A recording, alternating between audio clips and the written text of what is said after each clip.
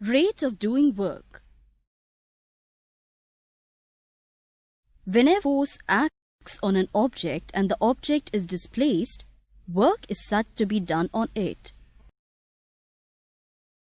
For example, when we push a cart, we do work. It can be noticed that greater the displacement, greater is the work done. Similarly, greater the force, greater is the work done.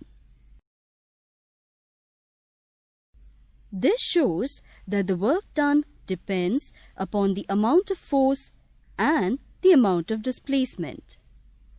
Hence, work done is the product of force and displacement when a force is in direction of displacement. If two or more forces are acting on an object, then the net work done on the object is the algebraic sum of the work done by each force separately. For example, when a cart is forced to move on a rough surface, the friction opposes the motion. That is, the friction and the displacement are in opposite direction, and thereby the friction force does the negative work on the cart. And the net work done on the cart is the algebraic sum of the work done by each force, that is, the applied force and the friction force separately. If the applied force and the opposing force, that is, frictional force, are equal, the net work done is 0.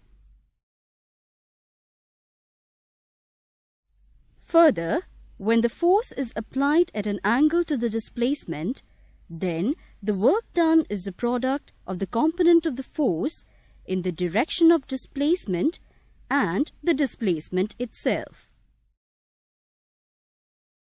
It can be noticed that if the applied force and the displacement are perpendicular to each other, the work done becomes 0. So, work has nothing to do with the amount of time during which the force acts to cause the displacement of the object. Sometimes the work is done very quickly and other times rather slowly. For example, a rock climber takes unusually long time to elevate his body up a few meters along the side of a cliff. On the other hand, a trail hiker might elevate his body to the same height in a short amount of time.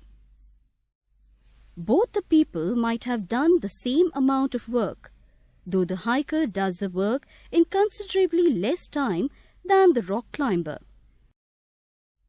The quantity that has to deal with the amount of time during which the force acts to cause the displacement of the object is known as power. In other words, it is a measure of the speed with which work is done on a body. Thereby, power is the rate at which a certain amount of work is done.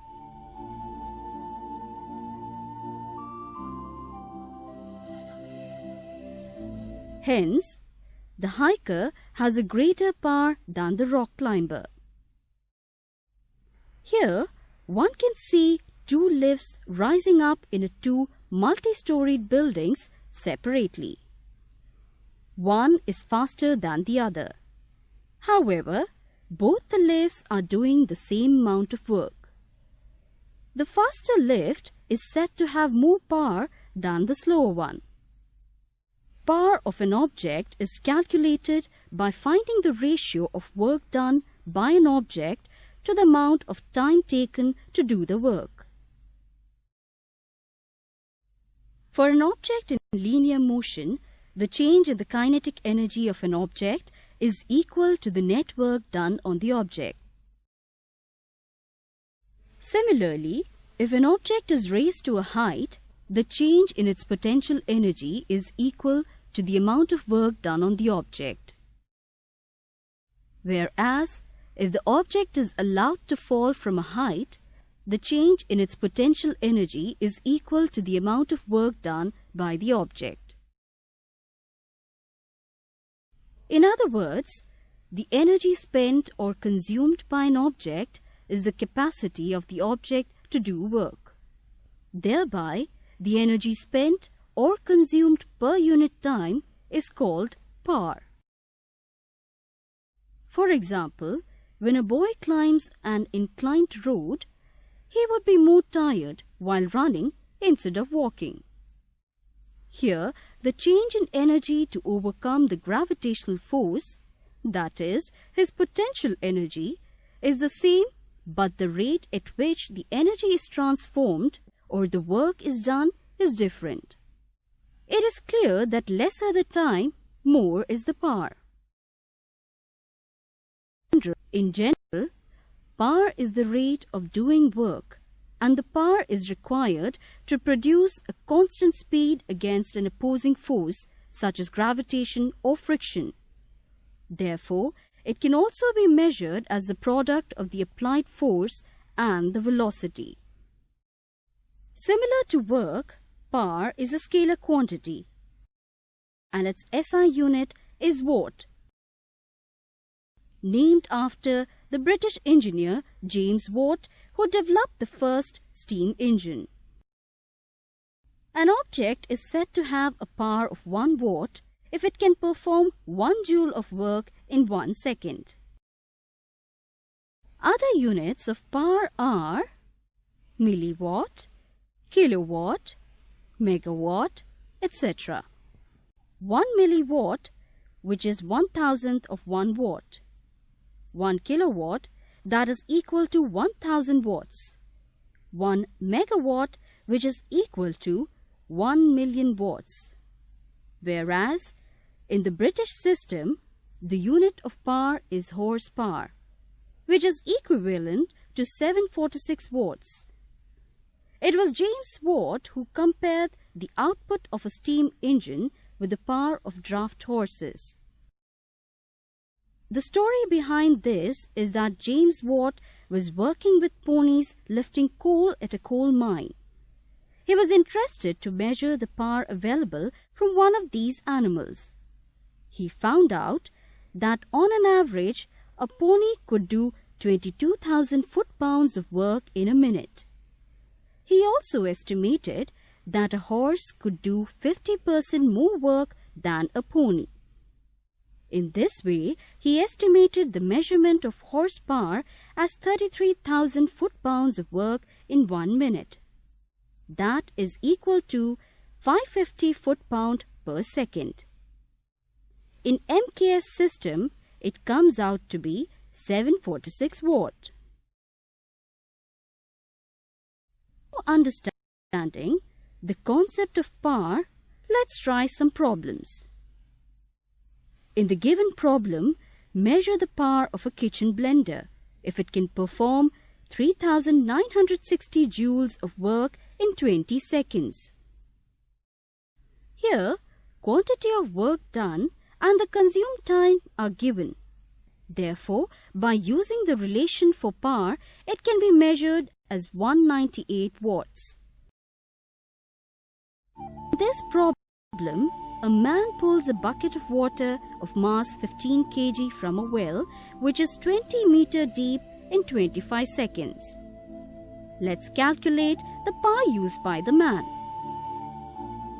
Here, mass of the bucket is 15 kg and the depth of the well is 20 meter. In pulling the bucket of water, the work done by the man is stored as the change in its potential energy, which is equal to 3,000 joules. Since this amount of work has been done by the man in 25 seconds, therefore, power used by the man comes out to be 120 watts.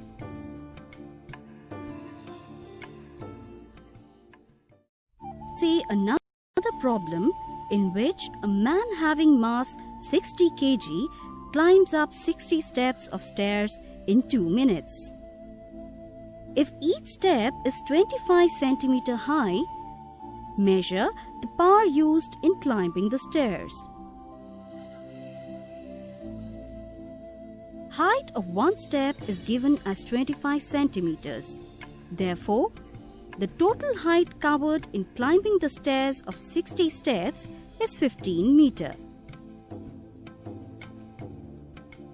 Since the work done by the man in climbing the stairs is against the gravity, therefore the potential energy is used, which comes out to be 8,820 joules.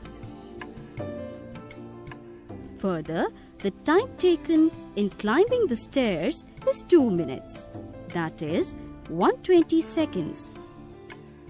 Hence, the power comes out to be 73.5 watts. Let's try another problem.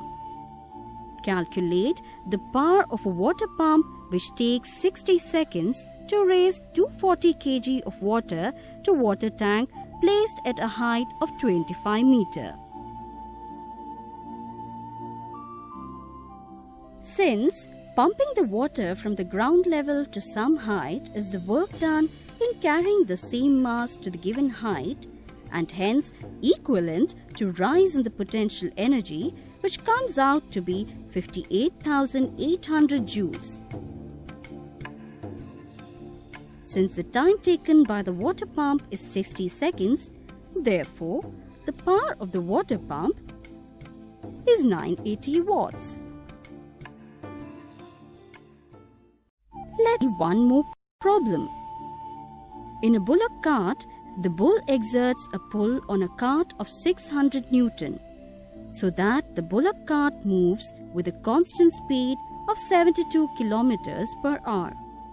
Calculate the power developed by the bull and also find its equivalent in horsepower.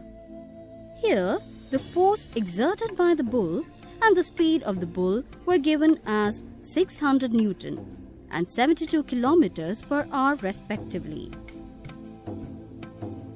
First of all, convert all the given quantities in the same unit. Since power can also be measured as the product of the applied force and the speed, therefore, the power exerted by the bull comes out to be 12 kilowatt. Further, 1 horsepower is equal to 746 watt. So, the power of the bull is equivalent to 16.09 horsepower. While moving a load against the frictional force, some of the energy is converted into heat, some into sound, and the rest of the energy moves the load. The heat or the sound energy is lost to the surroundings. That is, whenever energy of a device is used to do the work, some of that energy is always lost, and the percentage of the energy that is transformed to a useful or desired form of energy is called the efficiency of that device.